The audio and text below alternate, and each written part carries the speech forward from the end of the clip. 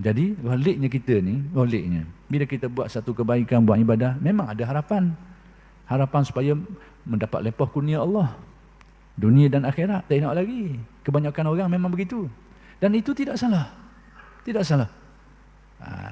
Tidak salah kita ada harapan, mengharapkan kurnia-kurnia Allah Ta'ala ni. Asalkan kita faham kedudukan kurnia itu, pemberian dia bukan harga amalan kita. Faham waktu? Tahu sepadan tu? Alhamdulillah. Jadi tidak salah. Anak kabarnya kalau kita buat satu amalan, kita mengharapkan limpah kurnia Allah Ta'ala itu, bukan menjadi satu kesalahan. Sekalipun dari segi kesufiannya, ada tingkatan yang lebih baik daripada itu. Itu cerita lain. Sekarang ni, kita tengok kepada kedudukan orang yang mengamalkan sesuatu, lalu mengharapkan kurnia Allah. Baik.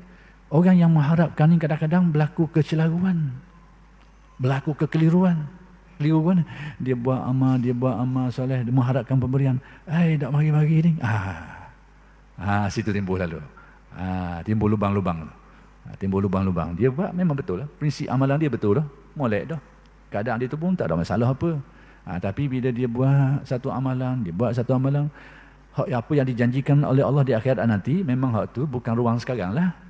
Yang di dunia ni, kita mengharap Allah Ta'ala beri hidayah kita, beri khusyuk kita, Allah Ta'ala beri pertolongan kita, permudahkan, perengangkan kita untuk buat amal soleh, Allah Ta'ala bukakan ruang-ruang kebaikan, beri keberkatan hidup, beri kesenangan, keselamatan. Itu semua yang kita harapkan. Dan tidak salah harapan itu. Tidak salah. Jangan kata dah ikhlas Allah dah. Ni dah ikhlas harap. Jangan. Dari segi kesufian, memanglah ada makam yang lebih tinggi. Cuma sekarang kita tengok, yang ghalib orang ramai ni gitu. Dia buat amalan dan dia mengharapkan kebaikan. Dan tidak salah. Kalau dia akhirat mengharapkan syurga, tidak salah. Jangan kata tidak ikhlas pula. Tidak salah. Cuma apa yang disebut dalam tasawuf, ada makam yang lebih baik. Itu cerita lain. Jadi kadang-kadang ada juga orang setengah kita ni, dia salah membaca, menerapkan kaedah tasawuf ni. Lalu akibatnya dia mencelarukan orang ramai. Dia mengaji kitab tasawuf tinggi sikit, yang huraian dia mungkin halus sikit, dia kata mengharapkan sesuatu yang lain dari Allah ni, termasuklah syurga tu, dianggap sebagai satu pencemaran kerohanian lah. Kalau kita nak sebut, nak kata dak ikhlas, dak lah. Tapi satu benda yang dianggap sebagai hijab, ataupun sebagai satu benda yang tak jernih molek. Jadi itu adalah sipir untuk orang yang berada pada martabat dia. Sekarang ni dia pakai untuk orang ramai. Mu buat ibadah mau syurga berat, mu dak ikhlas mu. Bila dak ikhlas, kita tahu sajalah, amalan ni bila tidak ikhlas, ikhlas tu syarat. Syarat ibadah.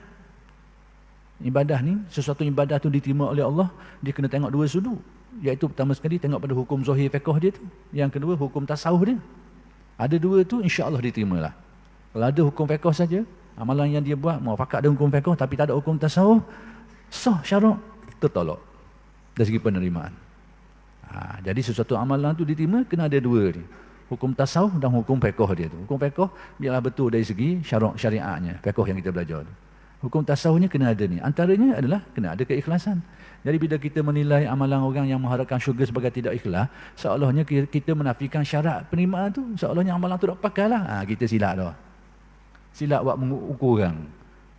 Ukuran untuk orang lain, pakai untuk orang lain. Kita kena faham dalam syarak kita ini, kaedah ulama telah menetapkan kaedah untuk kita ni, dan kaedah ni pun diistinbat daripada banyak dalil-dalil lah. Lalu disimpulkan kita satu prinsip, hasanatul abrar sayyiatul muqarrabin. Sesuatu perkara tu memang menjadi hasanah, baik kepada orang ramai. Benda tu molek kepada orang ramai, tak jadi masalah. Tapi di sisi muqarrabin, di sisi golongan orang yang dekat dengan Allah, dia anggap sayyiat, buruk, tak molek. Satu benda yang buruk pada mereka tu. Kita tak bangun malam, tidak bertahajud, tak ada masalah. Asalkan kewajipan solat kita laksanakan, tak ada masalah. Tapi bagi golongan anbiya, para nabi, para rasul, itu kewajipan dia. Kewajipan dia qiyamul lail. Dan orang soleh, mereka memperwajibkan atas diri mereka itu. Jadi kalau mereka tak buat, mereka anggap itu satu benda yang buruk pada mereka. Pada kita, tak ada masalah apa-apa. Syamil tak ada apa-apa. Sebab apa? Kedudukan. Hasanatul abrar sayyiatul muqarrabin.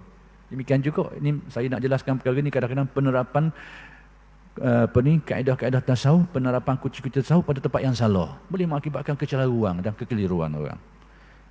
Contoh lain saya nak beri, ini salah pasang, dah apa kita meleret sikit hari ni. Salah pasang. Bila salah pasang kait dengan ni, nak khabar ni, iaitu tertulis dalam setengah kitab tasawuf, sekiranya hatiku ghaflah, lupa kepada Allah satu lahzah, satu ketika, aku hukum diriku murtad. Allah pada. Aku hukum, aku sudah kira aku diri ini sudah murtad dia aku. Kalau pakai kaedah ni pada kita semua, berat nanaklah kita learningnya. Tapi pada orang yang duduk pada tahapan dia tu, memang itu ilmu, itu tahap dia lah. Dan dia menilai macam tu. Tapi kita mungkin tak ada pakai buah tu untuk orang ramai. Tapi bukan ilmu tu salah. Tidak salah ilmu tu. Salah kita pasang tepat pada orang ramai ni, bukan tepat dia. Benda-benda macam ni kita kena faham. Jadi balik kita kepada kalam hikmat ini. Jadi isunya sekarang, bila seseorang beramal soleh, dia beriman dan beramal soleh, buat kebajikan, lalu dia ada harapan dia, mudah-mudahan Allah Ta'ala beri kesejahteraan hidupnya, beri berkat hidupnya, beri ilmu, beri hidayah, beri penjagaan, perlindungan dan macam-macam. Dia mengharapkan itu.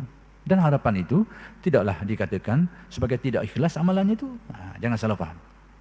Pada makam ahli tasawuf tertentu, ya. Tapi pada kita orang ramai ni, amalan itu tetap dikira sebagai ikhlas.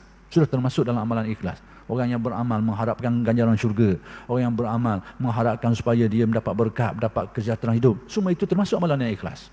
Cuma tahapan keikhlasan saja yang mungkin ada yang lebih tinggi. Kena faham gitu. Baik.